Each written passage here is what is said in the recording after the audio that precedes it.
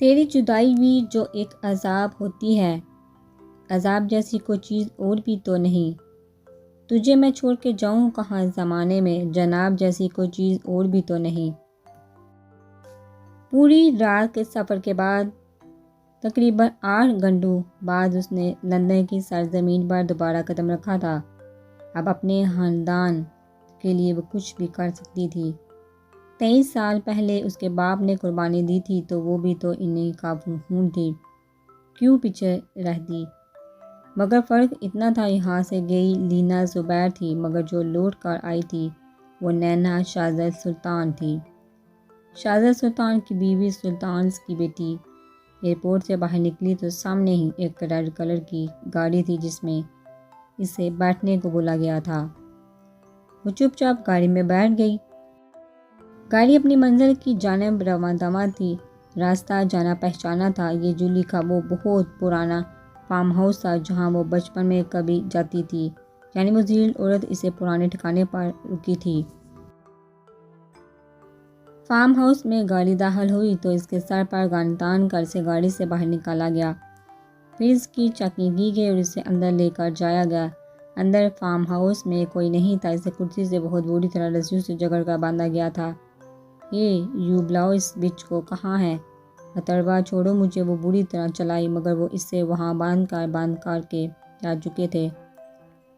گپ اندھیرا، اکیلی نینا، اس نے دل کی گہرائیوں سے اللہ تعالیٰ کے بعد اپنے محافظ کو پکارا، کیونکہ وہ بہت بری طرح ٹریپ ہو چکی تھی۔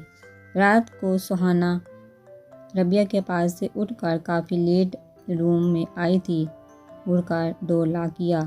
کافی تھک چکی تھی، کمرے میں ملگجا اندھیرا تھا، صرف 0 پاور کی لائٹ کمرے میں پھیلی تھی۔ وہ آ کر بیڈ پر ڈہ گئی، دوپٹہ گلے سے نکال کر سائڈ پر رکھا۔ جب بیڈ پر کسی اور وجود کی موجودگی کا احساس ہوا تو رونگٹے کھڑے ہوئے تھے۔ بجلی کسی تیزی سے اڑ کر لیمپ جلانا چاہا، مگر اس سے بھی زیادہ تیزی سے کسی نے اس پر حاوی ہو کر اس کا چیخنے کو کھلتا منہ بند کیا تھا۔ کوشش بھی مت کرنا سہانا بیبی، جانی پہچانی سانسوں کی خوشبو سانسوں سے ٹکرائی تو وہ پوری طرح چونکی۔ شہزادے نے اس کے منہ سے ہاتھ ہٹایا، اس نے برا سا منہ بنایا اور چہرہ دائیں طرف موڑ لیا، ناراضگی کے اظہار کے طور پر۔ آپ کیوں آئے میرے روم میں اور میرے بیڈ پر بھی لیٹ گئے کیوں؟ یہ میرا روم اور میرا بیڈ ہے، وہ منہ پھلا کر بولی۔ شہزادے نے دلچسپی سے دیکھا، تو تمہیں یہ شکایت ہے؟ چلو جلد ہی کچھ ایسا انتظام کر دوں کہ یہ ہمارا روم اور ہمارا بیڈ بن جائے، وہ اشارے سے بولا۔ ڈمپل گہرا ہوا، سہانا نے چوٹ نگاہوں سے ڈمپل کو دیکھا، مگر شہزادے نے اس کی یہ چوڑی پکڑ لی قریب جو تھا۔ ویسے میں یہ ڈمپل دیکھنے کا کوئی ٹکٹ نہیں لیتا، تم ڈائریکٹ بھی دیکھ سکتی ہو اسے، وہ یہ کہنی اس کے تکیے پر ٹکائے سر کو اس ہاتھ سے سہارا دیتے ہوئے سر دوسرا ہاتھ اس کی کمر پر رکھتے دلچسپی سے اسے دیکھ رہا تھا۔ یہ ڈمپل ہی ڈھنگ کی چیز ہے آپ کے پاس جس کی نمائش کرتے رہتے ہیں، آپ اتنا بھی پسند نہیں مجھے، وہ لاپرواہی سے بولی۔ ہاں، حالانکہ کسی نے مجھے کہا تھا دنیا میں اس ڈمپل سے زیادہ میجیکل سین اس نے کہیں نہیں دیکھا، وہ بھی کہاں بخشنے والا تھا۔ آپ پرانی باتیں بھول کیوں نہیں جاتے؟ وہ حفظ کے مارے جلائی، تو مجھے کوئی نئی بات سناؤ گی تو پرانی بولوں گا نا۔ سہانا بیبی، خبردار جو مجھے بیبی کہا آپ نے، وہ بنا کر بولی۔ کہوں گا، بلکہ میں تو اپنے بچوں کو بھی بتاؤں گا کہ سہانا میری بیبی ہے، وہ بے حد شرارت سے بولا۔ ہیں، کدھر ہیں آپ کے بچے؟ وہ معصومیت سے آنکھیں پٹپٹا کر ادھر دیکھتی بولی۔ آ جائیں گے جلد ہی، پہلے ان کا ڈیڈ ان کے مما کو منا لے۔ شہزادے نے اپنے دہکتے لب سہانا کی شہرک پر رکھے تھے۔ میں مان گئی ہوں، اب آپ جائیے، مہربانی فرما کر، سہانا نے اپنی پاگل ہوتی دھڑکنوں پر قابو پاتے بمشکل بولا، مگر شہزادے نے اس کے نرم اور گداز لبوں پر جھکا محبت کو خراج بخشا تھا۔ لمس میں نرمی محبت تھی۔ سہانا نے اس کی گردن کے گرد بازو ہٹا لپٹائے، خود سپردگی کا عالم تھا اور لمحے فسوخیز وہ نرمی سے پیچھے ہٹا اور اس کا سرخ ٹماٹر چہرہ دیکھا۔ جائیے شہزادین آپ، اس نے ہاتھوں سے چہرہ چھپایا۔ اس کی پرتوش نگاہوں سے بچنے کے لیے وہ اس ادا پر فدا ہوا، ذرا مشکل ہے وائفی، سو جاؤ۔ واٹ، یہ کیا کہہ رہے ہیں آپ؟ شہزادین مسکراتا سیدھا ہوا، اس کا سر اپنے کشادہ سینے پر رکھا۔ سو جاؤ، مگر سو جاؤ سہانا بیبی، کچھ نہیں کہوں گا، وہ شرارت سے بولا۔ تو وہ دبک گئی۔ کچھ دیر بعد ہی نیند کی دیوی مہربان ہوئی تھی، دونوں پر دونوں کے چہروں پر بے حد سکون تھا۔ جولی پولیس سے بچتے بچتے چھپتے چھپتے سارا دن گزار کر شام ڈلنے کے بعد اس مقام تک پہنچی تھی جہاں نینا کو چھپایا گیا تھا۔ وہ ویل چیئر گھسیٹتی اندر داخل ہوئی مگر وہ چہرے پر حماست اور شیطانیت تھی۔ اس کے آدمی نینا کے دائیں بائیں پھیل گئے تھے۔ جولی کے ساتھ 4 شیخ بھی تھے جو کہ بہت گندی نگاہوں سے نینا کو دیکھ رہے تھے۔ یہ بچ کدھر ہے؟ مطربہ چھوڑو اسے، تم دھوکے باز مکار عورت، تم نے دھوکا کیا میرے ساتھ، نینا چلائی۔ مگر میں یہ کیسے بھول گئی کہ جو مکار اور غلیظ عورت اپنے سگے بیٹے کو دھوکا دے سکتی ہے کچھ بھی کر سکتی ہے۔ ہو لینا بیبی، کیسے پھڑپھڑا رہی ہو؟ ہاں میں نے دھوکا کیا، مطربہ میرے پاس نہیں، مگر کوئی بات نہیں، تم تو ہو۔ مجھے یہ بات کیسے ہضم ہو جاتی کہ جسے میں نے اتنے سال سلطان کے پاس نہ جانے دیا اب اسے سکون سے اس کا ہونے دوں گی؟ کبھی نہیں، تم ایک انتہائی گھٹیا اور ذلیل عورت ہو۔ جولی، عورت اور ماں کے نام پر ایک دبا ہو، نینا نے نفرت سے اسے گھوڑا۔ شٹ اپ، چلو تمہیں ایک گڈ نیوز سناتی ہوں۔ یہ شیخ آج یہاں تمہاری عزت کا تماشا لگائیں گے جس کی لائیو ویڈیو سلطان کو دکھائی جائے گی۔ کیسا ہے آئیڈیا؟ جولی نے حقارت سے کہا۔ نینا کی ریڑھ کی ہڈی میں سنسناہٹ ہوئی۔ اپنی طرف بڑھتے ان شیطانوں کو دیکھ وہ زور زور سے چلائی۔ وہ شیطان اس کی جانب بڑھ رہے تھے جب فضا میں فائرنگ کی آواز گونجی تھی اور کئی شیطان اور نینا کی جانب بڑھنے والے درندے جنم رسید ہو کر زمین پر گرے۔ جولی نے بھٹی بھٹی نگاہوں سے چاروں اور دیکھا۔ حرام ہورو، جوابی کارروائی کرو، وہ چلائی۔ نینا نے نگاہیں گھما کر پیچھے دیکھا جب شاہزادہ سلطان موت کے فرشتے جیسے تیور لیے موت کا فرشتہ بنا ان سب شیطانوں کو موت کے گھاٹ اتار رہا تھا۔ اسے دیکھ جہاں نینا کو روح تک میں سکون اترا وہیں نئی فکر بھی لاحق ہو گئی تھی۔ چاروں اور سے پولیس اور اسپیشل فورس نے اندر داخل ہو کر مزاحمت کرنے والوں کو موت کی نیند سلا دیا تھا، مگر جو جنون شاہزادہ سلطان کی نگاہوں اور عمل میں دیکھ رہے تھے وہ دیکھ سب کے رونگٹے کھڑے ہوئے تھے۔ بہت اذیت ناک منہ دیکھ رہا تھا وہ ان درندوں کو۔ وہ نینا کے قریب آیا اور اسے رسیوں سے کھولا۔ کون ہو تم؟ جولی کے کام میں مداخلت کرنے کی کس کی جرأت ہوئی؟ وہ غصے سے پاگل ہوتی پھنکاری جب نینا کھل کر بے قراری سے اس کے سینے سے لپٹی تھی جس کی شکل اس کے سب سے بڑے دشمن سے ملتی جلتی تھی۔ پولیس اور فورس کے اہلکاروں نے اس پاگل عورت کو حیرت سے دیکھا جو سامنے شکست ہوتی نظر آنے پر زخمی ناگن کی طرح پھنکا رہی تھی۔ ویر سلطان ہوں میں، جانتی تو ہوگی تم مجھے، اور یہ میری باہوں میں نینا ویر سلطان ہے۔ ویر نے سلطان پر زور دے کر حقارت سے کہا۔ اچھا اب آ گئے تو اسے زندہ واپس نہیں لے جا پاؤ گے۔ جولی نے اپنی گن نکال کر نینا پر نشانہ لیا مگر اس سے پہلے ویر سلطان کی گن سے نکلنے والے فائر نے اس کے غلیظ ماتھے پر سوراخ کیا تھا۔ نینا نے ویر کے سینے میں منہ دیا، کہیں آنسو ٹوٹ کر ویر کے گریبان میں گرے مگر ویر سلطان کا ہاتھ رکا نہیں تھا۔ اس نے اپنی گن اس شیطان صفت عورت کے دماغ میں حل کی تھی۔ شاہزادے نے کرنل وسیم سے بول کر لندن ہیڈ کوارٹر سے رابطہ کیا تھا جس سے انہیں وہاں کی سیکیورٹی فورس سے پروٹوکول ملا تھا۔ پارکر کو اس نے پولیس کو انفارم کرنے کو بولا تھا۔ جب نینا ایئرپورٹ سے نکلی تو فورس کے جوان اور پولیس اس کے ساتھ ساتھ تھے کیونکہ نینا کی تمام ڈیٹیلز فورس اور پولیس کے پاس موجود تھی۔ جب نینا کو باندھا گیا تب وہ پولیس اور فورس کی نگرانی میں ہی تھی۔ انہیں انتظار تھا تو جولی اور اس کے کتوں کے آنے کا۔ نینا کے تو چاروں اور چھپ کر دشمن کے انتظار میں بیٹھے تھے جب تک وہ آئے۔ شاہزادہ بھی لندن پہنچ کر پارکر کے ساتھ اس جگہ پر پہنچ چکا تھا۔ شاہزادے کو جو روپ نینا نے دیکھا تھا اس سے وہ بہت خوفزدہ ہو گئے تھے مگر پاگل نہیں۔ جانتی تھی ویر تو اس کی خود کی فکر میں وحشی اور پاگل ہو گیا تھا۔ سارا علاقہ کا کلیئر کر دیا گیا تھا۔ وہ وہاں سے ہیڈ کوارٹرز گئے تھے۔ شاہزادے نے چند ضروری کاغذی کارروائی نپٹائی تھی، پھر بہت جلد وہ فری ہو کر نینا کا ہاتھ تھامے باہر آیا تھا۔ پارکر باہر موجود تھا گاڑی لے کر۔ سر یہ گاڑی آپ لے جا سکتے ہیں، اس میں آپ کا بیگ بھی ہے۔ اوکے فائن تھینکس، اور اپنے سار عریش کو بھی تھینکس بول دینا، ویر نے سنجیدگی سے کہا اور نینا کے لیے فرنٹ ڈور کھولا اور چپ چاپ بیٹھ گئی۔ خود ڈرائیونگ سیٹ پر بیٹھ کر گاڑی وہاں سے نکالی۔ یہ لندن کا ایک غیر معروفی سا ہوٹل تھا جس میں وہ اسے لے آیا تھا۔ ویر نے ہوٹل میں ایک روم بک کروایا تھا۔ یہاں رات کے 10 بج چکے تھے۔ اندر آ کر سب سے پہلے اس نے کھانا آرڈر کیا تھا۔ ایک فیملی کیبن میں بیٹھ کر انہوں نے کھانا کھایا۔ نینا کے نوالے تو حلق میں اٹک رہے تھے ویر کے ماتھے کے بال دیکھ دیکھ کر۔ کھانا کھا کر وہ اس کا ہاتھ تھامے اب روم کی طرف جا رہا تھا۔ نینا دھیمے قدموں دھڑکتے دل کے ساتھ اس کے پیچھے چل رہی تھی، جس نے اسی غصے سے بڑے چہرے سے اس کا ہاتھ تھاما ہوا تھا جس سے نینا کی جان جاتی تھی۔ تنی رگے سرخ آنکھیں اور چہرہ اور مضبوطی سے تھاما اس کا ہاتھ۔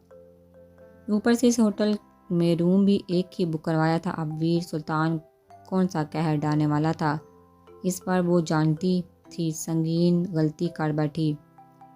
اب کون سی سزا دے گا، بس سوچ سوچ کے ہی اس کا ماتھا بار بار پسینے میں بھیگ رہا تھا اور رونگٹے کھڑے ہوئے تھے۔ وہ روم میں داخل ہوا اور ڈور لاگ گیا۔ روم میں آ کر نینا کا ہاتھ چھوڑا تھا، خاموشی سے بیٹھتا گیا۔ ہاتھ میں جو چھوٹا سا سفری بیگ تھا اس میں سے اپنی ڈریس نکال کر واش روم میں چلا گیا۔ نینا کو اپنی عافیت اس میں نظر آئی کہ وہ جلدی سے کہیں دبک جائے، سو فوراً ادھر ادھر دیکھا، الماری تک گئی اور ایک قدرے بڑا اور گرم سا کمفرٹر نکالا، صوفے کی جانب لپکی اور سر سے پاؤں تک کمفرٹر تان کر لے گئی۔ وی ٹاول سے بال رگڑتا شرٹ لیس باہر آیا تھا، ایک نگاہ اس گٹری پر ڈالی، ٹاول ڈریسنگ پر رکھا اور بیڈ پر آ کر نیم دراز ہو کر سکون سے آنکھیں موندی۔ دل میں اسے مخاطب کیا، نینا سلطان، اچھا نہیں کیا تم نے مجھے، شہزادے سلطان کو ذرا۔ آج میں بہت ڈر گیا تھا تمہیں کھونے کے ڈر سے، تم میرا عشق ہو، جنون، میری دیوانگی، میرا سب کچھ۔ اب تو تمہارے طلب نے میرے سینے میں میری سانسیں تک الجھا رکھی ہیں، اس لیے آج یہ میرا عشق، جنون اور پاگل پل تمہیں اپنے اس وجود پر جینا ہے۔ جو غلطیاں کر چکی ہو، سزا تو یہی ہے کہ منہ سے کبھی نہ بولوں گا، کبھی نہیں۔ محسوس کر سکتی ہو تو آج میرے لمس میں، میری پاگل قربت میں اپنے لیے اس عشق کی شدت کا اندازہ لگا لینا جو مجھے تم سے ہے۔ نینا بیڈ پر آؤ، بوجھل آواز میں اسے پکارا۔ نینا کی روح فنا ہوئی، زور سے آنکھیں بند کر کے سوتی بن گئی۔ وہ بیڈ سے اٹھا اور اس تک آیا، نرمی سے کمفرٹر اس پر سے ہٹایا۔ وہ ہڑبڑا کر اٹھی مگر ویر اسے باہوں میں بھر چکا تھا۔ نینا کا چہرہ خوف سے سفید ہوا۔ ویر نے لا کر اسے بیڈ پر لٹایا اور خود اس پر جھکا۔ شہزاد، یہ کیا کر رہے ہیں آپ؟ وہ بوکھلائی۔ چھوٹی بچی ہو کیا؟ پانی کو مم بولتی ہو جو پتہ نہیں کہ کیا کرنے لگا ہوں، ویر نے سنجیدگی سے کہا اور اس کے شہرگ پر اپنے پرتپش لب رکھے۔ نو شہزاد، نینا بری طرح مچلی۔ مزاحمت بند کرو نینا، نہیں تو یہ رات تمہارے لیے اذیتوں کے نئے باب کھول دے گی۔ وہ سنجیدگی سے بولا پر نگاہوں میں جذبوں کا ایک سمندر موجزن تھا۔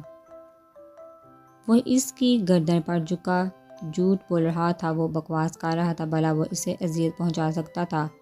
اب اسے ایسے چھو رہا تھا جیسے وہ موم کی بنی ہو۔ اپنے وجود پر سفر کرتے ویر کے دہکتے لبوں نے اس کی روح کو چھوا تھا۔ اپنے وجود سے شرٹ کھسکتی محسوس ہوئی تو نینا کی سٹی گم ہوئی۔ وہ ایک مرتبہ پھر مچلی۔ شہزاد چھوڑے مجھے، بول کر شہزاد سے دور ہونے لگی۔ جب شہزاد نے اس کی کمر میں ہاتھ ڈال کر اسے خود میں پینچا تھا۔ اسٹاپ اٹ، وہ گھبرایا۔ اب آواز سنائی دی تو باندھ دوں گا نینا سلطان۔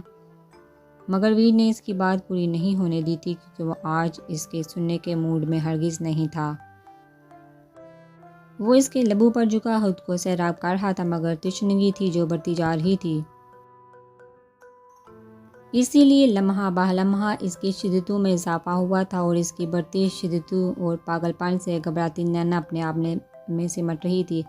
وہ مکمل مدہوش اور بے ہوش سا ہو چکا تھا اور نینا اپنی روح میں اترتی اس کی خوشبو میں پور ڈوب رہی تھی۔ رات بہت گہری تھی اور عشق کی بے چینی سوانیزے پر تھے۔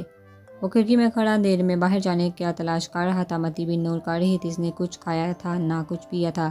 ہاں مگر متی کو زور زبردستی کھانا کھلا کر میڈیسن دے چکا تھا، آج تو میڈیسن لینے کے باوجود نیند آنکھوں سے کوسوں دور تھی۔ پھر کچھ ہی دیر بعد پارکر کا فون آیا۔ پارکر نے عریش کو تمام ڈیٹیلز بتا دی۔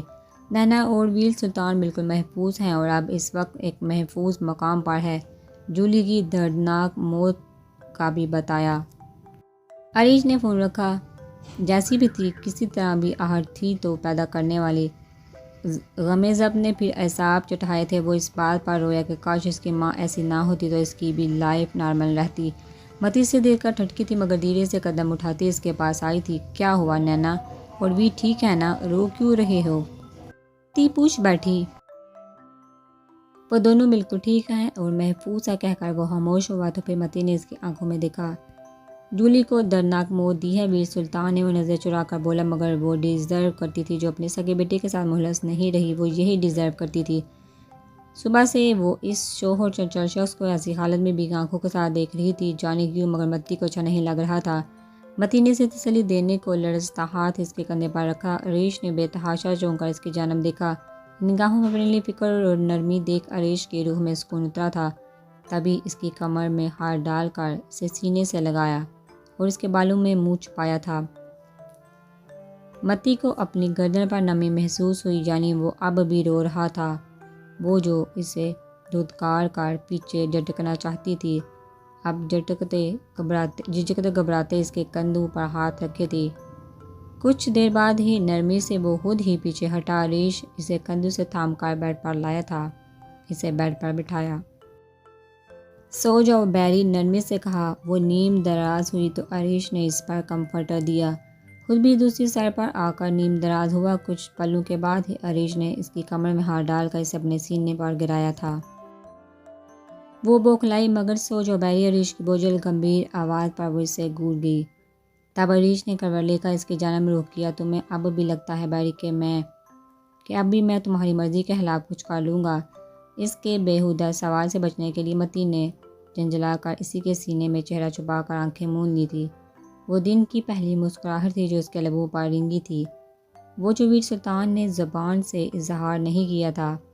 نہیں جانتا تھا کہ زندگی سب سے بڑی غلطی کر بیٹھا ہے، اور وہ جو اس کا عشق تھی، اس کی محبت، جنون، دیوانگی، ویر جانتا تھا کافی سرپھیری اور پاگل ہے۔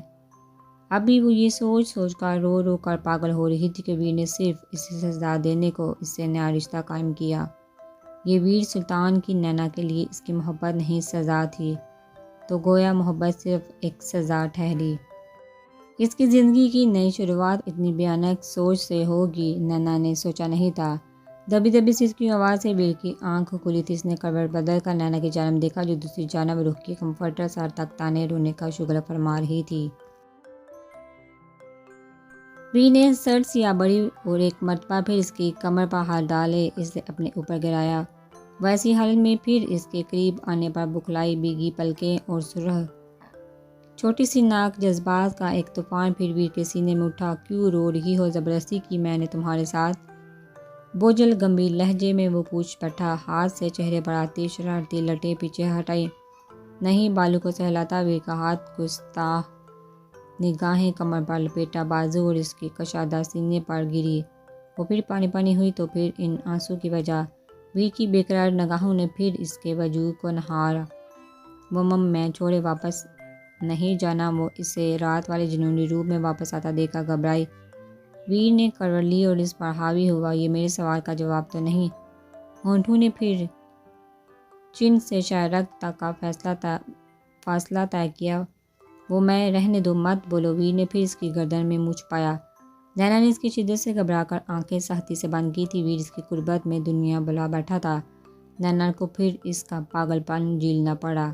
نینا فریش ہو کر واش روم سے باہر آئی تو ویر بریک فاسٹ میز کا ویٹ کر رہا تھا۔ وہ جھجکتے قریب آئی اور اس کے پاس صوفے پر بیٹھ گئی۔ دونوں نے خاموشی سے کھانا شروع کیا۔ واپسی کے لیے کب نکلنا ہے؟ وہ دھیمے سے بولی۔